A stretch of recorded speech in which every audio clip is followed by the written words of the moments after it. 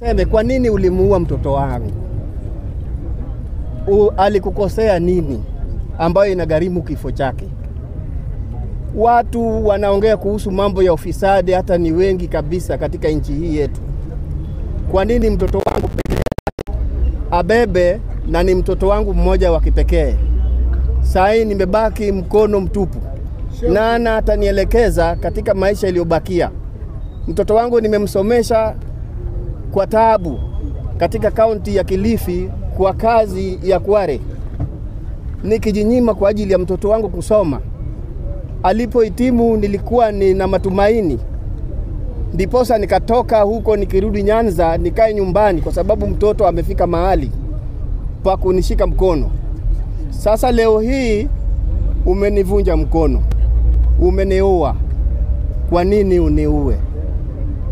Unanidai nini?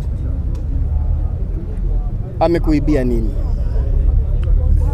Haya ndio maneno ambayo nataka niongee kwako Bwana Eliud.